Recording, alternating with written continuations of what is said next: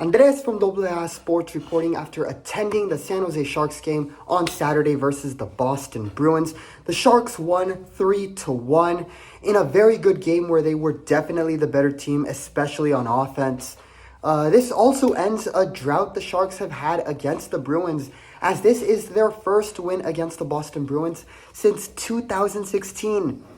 This was definitely a winnable game for the Sharks, as they are now building the team up around their young offensive front. Meanwhile, the Bruins really don't look the same without Brad Marchand.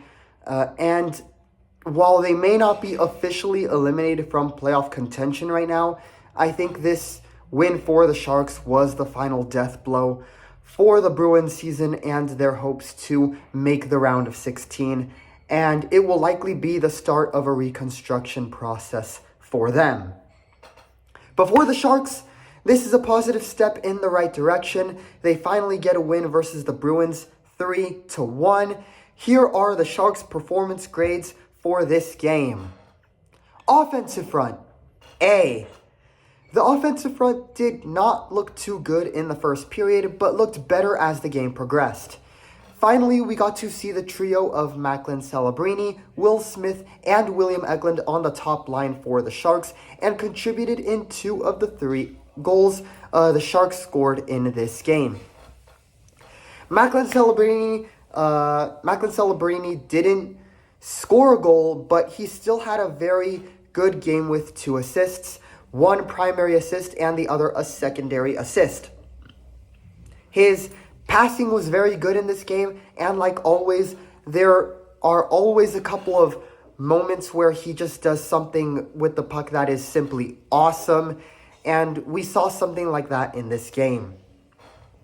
Will Smith and William Eklund also had assists in this game, and Eklund scored the first goal of the game in the second period. The top line had a solid game against the Bruins. The other lines that included players like Colin Graff, Tyler Toffoli, and Nikolai Kovalenko had some solid shifts on the ice, had their moments where they came close to scoring, but the Bruins defense and goalkeeper, to their credit, were able to stop them. The second, third, and fourth lines definitely played more physically and grinded it out against the Bruins in this game, but still a clean game without any major errors. Defensemen, B+. Defenseman Lucas Carlsson had a goal and an assist in this game, and Luca Cagnoni was credited with an assist as well. So Cagnoni with his first point in the NHL. Good work from him. The defenseman did a relatively good job contributing offensively in this game, and Lucas Carlsson also did very well defensively, blocking a shot in the final minutes as well. Shakir Mukhamadullin, one of those young future players for the team, was on the top defensive line in this game. He did have a few minor mistakes that definitely looked weird, but outside of that, he played pretty well in this game. He is very good at keeping guys pinned and trapped along the boards, not giving his opponents too much space to do something with the puck, and can win battles for the puck along the boards as well. We saw that in this game against the Bruins. It was a solid performance from Mukhamadullin. It really is great seeing how much progress he has made over the season. As for Ferraro, he didn't have a world-class performance, but still did well enough to win the game. Not a bad game from him either. Vincent DeHarnay was involved in that bad turnover that resulted in the 1 goal for the Bruins, but it really wasn't his fault. The blame is more on Alexander Georgiev there. There were times where he did miss his marks and caught himself out of position, but he was able to still play pretty well. I'll say the same thing for Timothy Liljegren. The defense wasn't elite, but still had a good game and was not a problem in this game on Saturday. Enforcers, A. There was one fight in this game early in the first period involving Barclay Goodrow and number 94 for the Bruins, Jacob Lauko, for them. Jacob Lauko was headhunting for the Sharks enforcer Barclay Goodrow and instigated the fight with him. Goodrow tried to skate away and play on, but Lauko stopped him and challenged him. Both players drop the gloves and fight around the blue line by the Bruins bench. Jacob Lauko gets a good punch in early, but then Goodrow went absolutely warrior on him in that fight, landing several punches that were so hard they knocked Lauko's helmet off. The refs immediately broke it up after that due to the fight looking pretty one-sided in favor of Goodrow.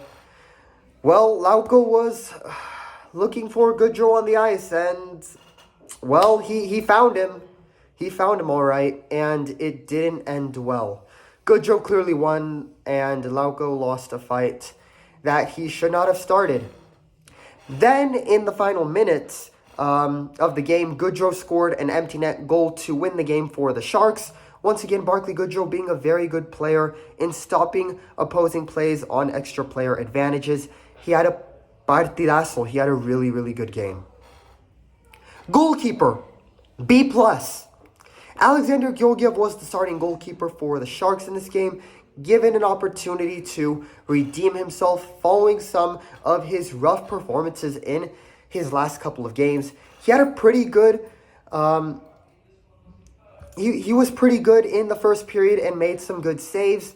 However, it was in the second period where fans in the arena definitely became worried that Georgiev would be the reason the Sharks would lose again. In the final 5 minutes of the second period, he came out away from the net to play the puck, but was indecisive on which way to send the puck. He held onto it way too long.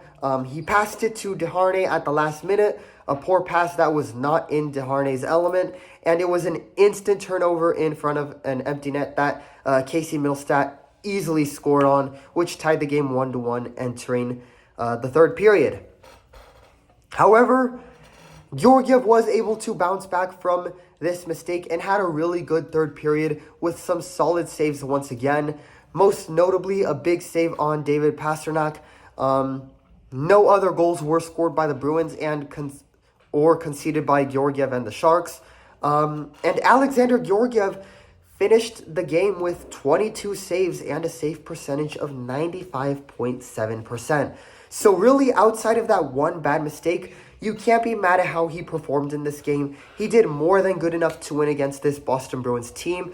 In my opinion, one of his better performances this year. Head coach, A.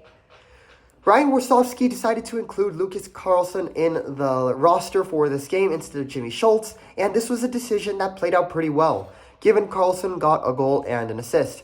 So a great decision by Warsofsky in terms of the roster for this game. I also like how Warsofsky was willing to not just give Carlsson a chance to play this game, but also trust him in the final minutes, having him on the ice during the extra forward advantage in that empty net final minutes as the Bruins tried to force extra time. That was another good decision as Carlsson blocked a shot by Pastrnak, which led to the empty net goal scored by Barclay Goodrow. Good for Carlsson there. Great coaching by Warsofsky, great decision making from him. Look for Warsofsky to keep Carlsson in the lineup on Thursday against the Maple Leafs. Carlsson definitely has earned it. I also like how he was finally willing to experiment and have Eklund, Celebrini, and Smith on the top line together. It was a poor start for the offensive top line, but Warsofsky, rather than adjust by moving them to different lines, decided to have them sit out for most of the remaining 10 minutes of the first period, gave them the time to regroup during the break between periods, told them what was not working and how to improve, and gave them another chance in the second period where they improved and Eklund ended up scoring. And with much better play in the second period, he trusted them to stay on the top line in the third period as well. I really like how he coached the top line of the offensive front in this game and played them together for all three periods to help them develop their ability to work together as teammates, and we saw a positive step in that regard in this game. These decisions, this leadership on the bench and in the locker room from Ryan Warsofsky looks to be resonating well with the players and played a big role in the Sharks finally getting a winning result against the Bruins. a team they have not been able to beat in 8 years up until now, something his predecessor, David Quinn, was not able to do. Final score, the San Jose Sharks win 3-1 at home in the SAP Center versus the Boston Bruins. For the team as a whole, I will give them an A- grade. A good result for the team. A good performance from them where they looked like the better team on the ice. And the final score at the end of the game showed that they indeed were the better team in this game. So there you have it. The Sharks' performance grades in their 3-1 win versus the Boston Bruins. Guys, leave a like and subscribe if you like my Sharks content. And also go and check out my other sports content on the channel. Stay tuned for another video. As I promised, I wanted to show you some cool things I got from the games against the Hurricanes and Bruins. And also check out my community posts, as I will post photos of the souvenirs as well. Thanks so much for watching. Go Sharks!